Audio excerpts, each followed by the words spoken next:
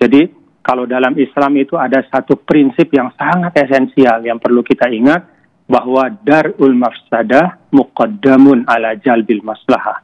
Menghindarkan kemudaratan itu didahulukan dari mengejar kebaikan. Jadi kalau ada kebaikan-kebaikan yang sifatnya penyempurnaan, ya, misalnya kita bersama-sama di lapangan untuk melaksanakan sholat Idul Adha, itu merupakan sunnah, ya, sesuatu yang sifatnya kesempurnaan. Maka manakala pandemi itu darul mafsadah, menghindari kemudaratan itu didahulukan daripada mencari kebaikan atau kemaslahatan.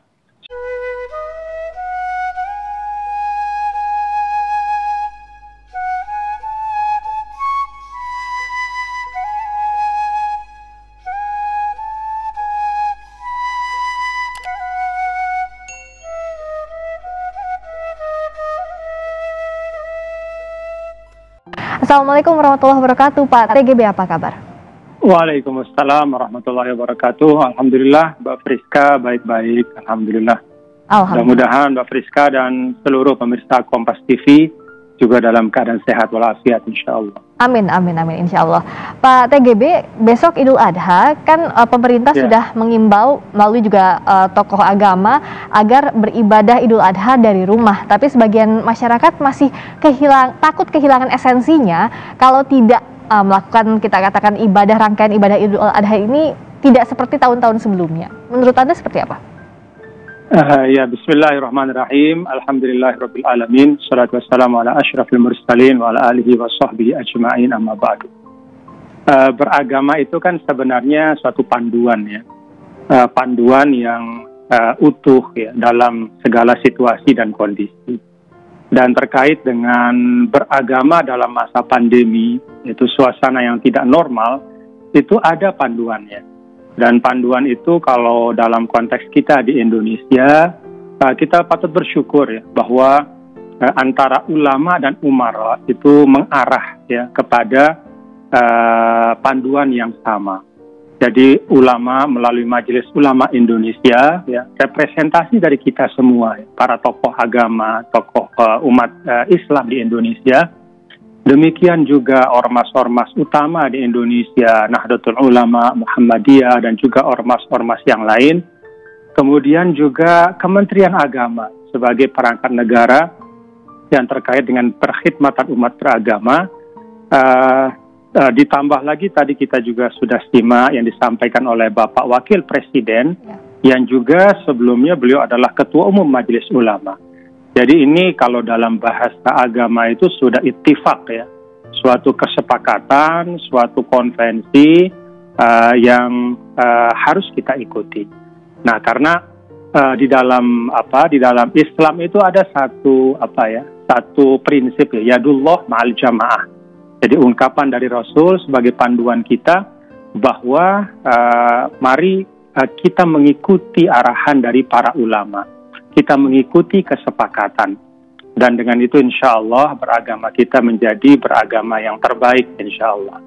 Ya. Karena itu terkait dengan pelaksanaan ritual khususnya Idul Adha yang akan dilaksanakan besok hari, kita ikuti panduan dari Majelis Ulama, dari Kementerian Agama, dari para pimpinan ormas untuk di daerah-daerah yang memang penyebaran corona ini masih sangat masif, ya. Dan baru saja juga saya baca bahwa per hari ini ada tambahan lebih dari 1.330 orang, ya, saudara kita sebangsa setanah air dalam 24 jam yang wafat, ya, karena corona. Dan jumlah absolutnya sudah hampir 75.000, ya, anak bangsa, warga Indonesia yang menjadi korban dari virus corona ini. Karena itu saya pikir itulah yang terbaik, ya, kalau dalam bahasa agamanya itulah yang aslam, cara beragama yang bertanggung jawab, yaitu dengan mengikuti panduan-panduan yang ada. Insya Allah dengan melaksanakan Idul Adha di rumah, ya, dengan keseluruhan rangkaiannya, mulai malam ini kita takbiran, kemudian besok sholat hari raya, lalu yang memiliki keluangan menyiapkan untuk berkurban. Lalu sepanjang 3 hari juga kita terus bisa bertakbir, ya, tanggal 11, 12, 13 Zulhijjah. dari rumah masing-masing, insya Allah tidak akan mengurangi sedikit pun ya keberkahan dan esensi dari Hari Raya Idul Adha kita, insya Allah. Insya Allah tidak mengurangi esensinya. Tadi menarik kalau Pak TGB menyebutkan soal beragama yang bertanggung jawab. Di masa pandemi COVID-19 yang sudah 1,5 tahun lebih ini kan banyak masyarakat yang rindu sepertinya untuk beribadah bersama-sama, suasana Idul Adha seperti biasa. Tapi bagaimana sebenarnya mengomunikasikan kepada masyarakat sebelum seperti yang tadi Pak TGB sampaikan, kalau dari pemerintah, alim ulama sudah sepakat, tapi kan tetap saja banyak masyarakat yang masih belum mau mengikuti. Bagaimana agar komunikasinya efektif?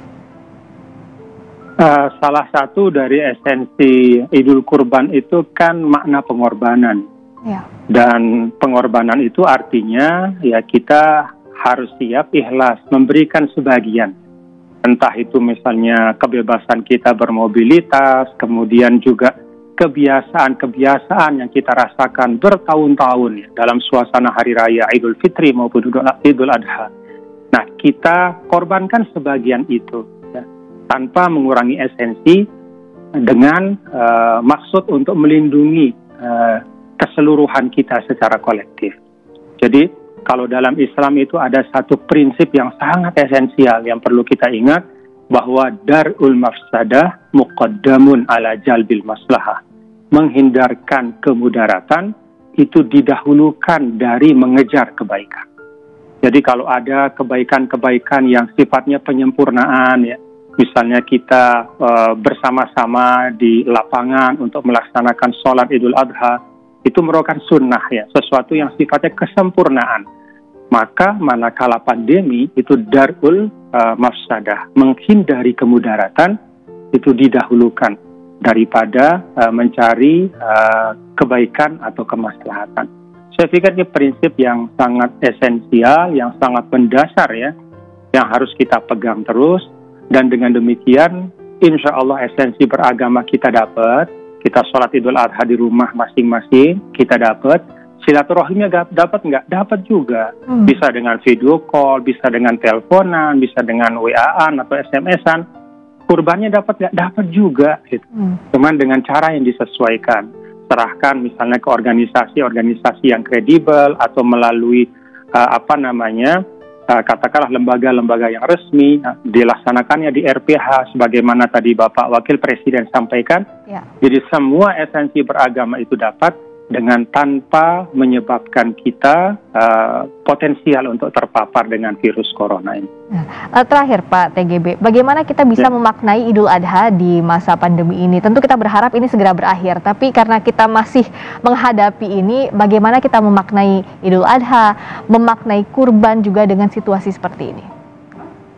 Ya, jadi tadi saya sudah sampaikan ya bahwa Idul Kurban itu kan salah satu pelajarannya ya kita harus siap berkorban dan harus ikhlas ya.